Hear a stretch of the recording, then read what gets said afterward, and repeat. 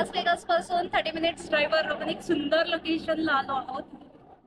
As a being civil engineer मला खूप आनंद होत आहे की सुंदर लोकेशन तुमच्यासोबत एक्सप्लोअर करायला आणि तुम्हाला ह्याच्याबद्दल माहिती देण्यासाठी. सो आपण आलो आहे हुवा डॅमला आणि हुवा डॅमचं स्वतःचंच एक वैशिष्ट्य असं आहे की वर्ल्डमधला टॉलेस्ट डॅम आहे हा. अँड ऑलमोस्ट हा 726 फीट आणि असं बोललं जातं की लाईक अराउंड 60 फ्लोअर्सच्या बिल्डिंग इतका उंच डॅम आहे. तुम्ही बघू शकता लाईक संपूर्ण त्याचं ऑपरेशन खाली आणि देन त्याची बीड. सो हा डॅम आहे कोलोराडो रिव्हरवर. ती खूप वाईल्डेस्ट रिव्हर होती 1920च्या जमान्यामध्ये. सो 1920 याचं कन्स्ट्रक्शन आहे 1930 ते 35च्या मधलं. सो त्यांनी हा डिसिजन तेव्हा घ्यायचं रिझन होतं तेच की इतकं म्हणजे त्या रिव्हरला पूर वगैरे यायचा. सो त्यांनी खूप छान असा यूज केला आणि सुंदर असं कन्स्ट्रक्शन घेण्याचा डिसिजन 1930च्या टाईममध्ये. सो इमॅजिन तेव्हा आपल्या इंडियामध्ये तर अगदी स्वातंत्र्यही नव्हतं. म्हणजे आपण इमॅजिनही करू शकत नाही की त्या टाईममध्ये इतकं बेस्ट कन्स्ट्रक्शन कसं केलं असणार. मीन्स लाईक इंजिनिअरिंगचं उत्तम उदाहरण असलेला हा डॅम. उत्तम मी ह्यासाठी म्हणते की इतकं वाईल्डेस्ट रिव्हर असताना इतकं पाणी त्यांनी कसं कन्वर्ट केलं. तर याच्या मागे एक सिम्पल लॉजिक त्यांनी लावलं की 56 फीटचा पाईप त्यांनी दोन्ही डायरेक्शनमध्ये करून पाण्याला आधी सगळ्यात पहिले डायव्हर्ट केलं. त्याच्यानंतर तिथे कॉन्क्रीट पोरिंग स्टार्ट केलं. ह्या डॅमचं अजून एक मेन विशेष म्हणजे याची क्युरिंग कपॅसिटी ह्यांनी 100 इयर्सपर्यंत दिली आहे. कॅन यू इवन इमॅजिन आपल्या नॉर्मल रेसिडेन्शियल बिल्डिंगची क्युरिंग कपॅसिटी एक 28 डेज आपण देतो and 100 years means steel every day हा क्युअर होत आहे, हार्ड होत आहे कॉन्क्रीट या डॅमचं. सो किती सुंदर आहे हे. म्हणजे 1930मध्ये कन्स्ट्रक्ट केलेला डॅम आजही क्युअर होत आहे. आजही कॉन्क्रीट तितकंच हार्डन होत आहे त्याचं.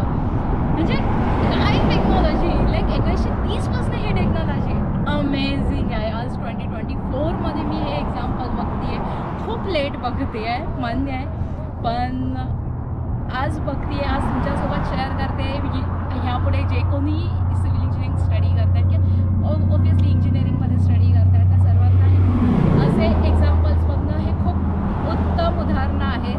प्लीज विजिट अशा प्लेसेसला लाईफमध्ये जितक्या अर्ली पॉसिबल होईल ट्राय टू विजिट आणि ह्या गोष्टींवर अभ्यास करा.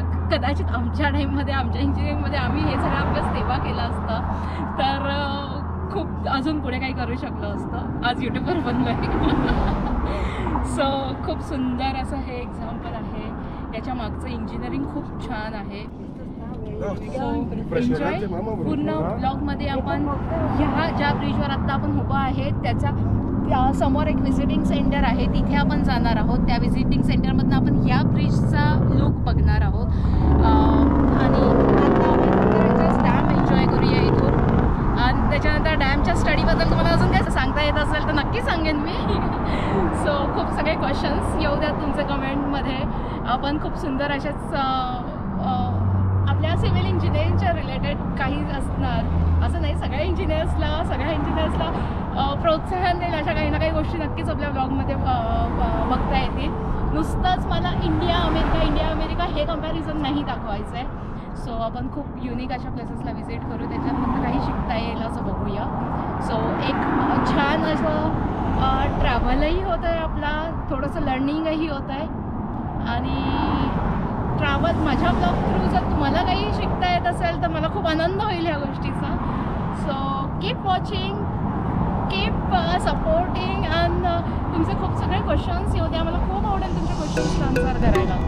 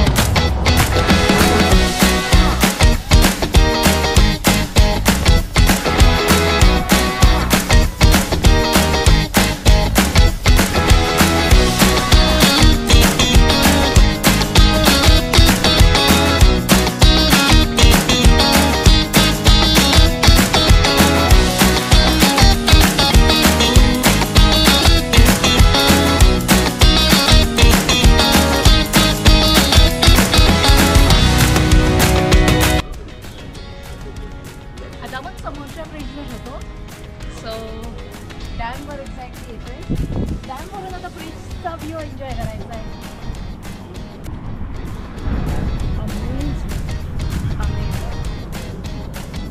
आता पूर्ण रिव्हर आणि ब्रिजचा व्ह्यू येणार आहे. त्या ब्रिजची हाईट सगळं खूप सुंदर आहे.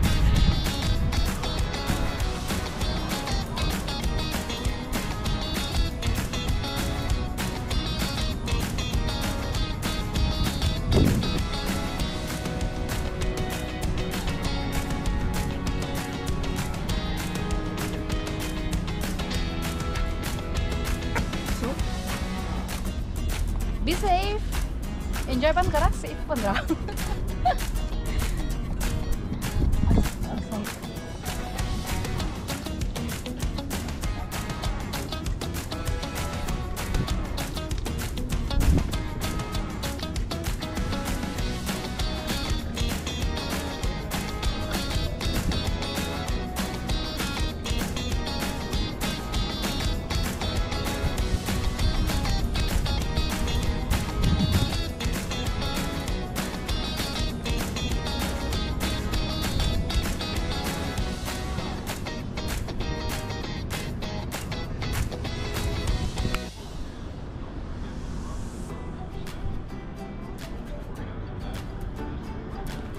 You are in video.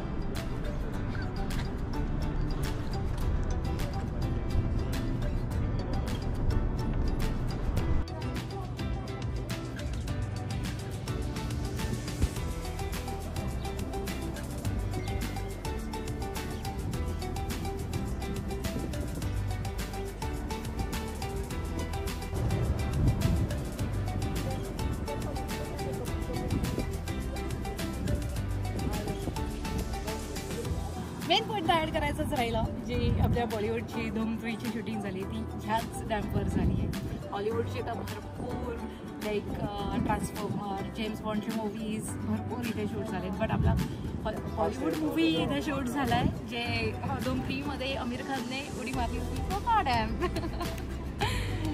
So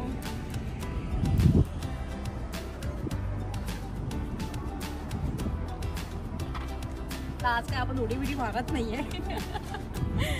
so enjoy the vibe. So in honour of 31st president of United State Clark होआ यांच्या नावावर हा डॅम आहे. सो असेल नसेल म्हणून म्हणणार रीड करून दाखव आपण. सो त्यांच्या नावावर हा डॅम आहे सध्या ऑब्विसली. तर मगाशी जसं आपण तिथे म्हटलं की 726 हाईट, ही हाईट, ही लेवल 726 लेवल. आत्ता आपण डॅमवर आहोत आणि समोर तो ब्रिज, मगाशी आपण जे शूट केलं ते समोरून केलं. सो आत्ता आपण उभे आहोत 726 फीट हाईटवर. सो खूप सुंदर असा हा एक्सपिरियन्स आहे. तर इथे उभं राहिल्यानंतर परत पुन्हा एक क्वेश्चन डोक्यात येतो, तो असा की इतका मोठा डॅम, इतका जुना डॅम, तर त्याचं ऑपरेटिंग कॉस्ट कशी आणि कोण बेअर करतं. तर तेव्हा आपल्याला इथूनच कळलेली माहिती की ह्याचीच इलेक्ट्रिसिटी, ह्याच्या इंटरनल होणाऱ्या टूर्स, जी की आज आपण नाही करत आहे टाईम शॉर्ट असल्यामुळे. इंटरनल रूल्समध्ये तुम्हाला पूर्ण आतमध्ये नेऊन तुम्हाला त्याचं ऑपरेशन कसं होतं, त्याची हिस्ट्री काय, हे सगळं समजवलं जातं किंवा सांगितली जाते माहिती टूर गाईडकडनं. सो डेफिनेटली नेक्स्ट टाईमचा आपल्याला चान्स भेटला तर नक्की आपण ती टूर करायचा प्रयत्न करूया. सो त्यामधनं आणि येणाऱ्या पार्किंगमधनं, सो जसं आता आपण आलो आहे 10 मिनिटासाठी जरी आलो आहे तरी आपण आपल्याला पार्क करून एरियावर $10 पे करावे लागेल.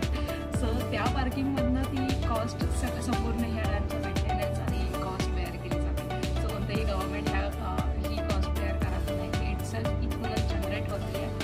इलेक्ट्रिसिटी, टूर अँड पार्किंग ह्या 3च गोष्टी आहेत ज्याच्यावरती ही मेंटेनन्स कॉस्ट येते.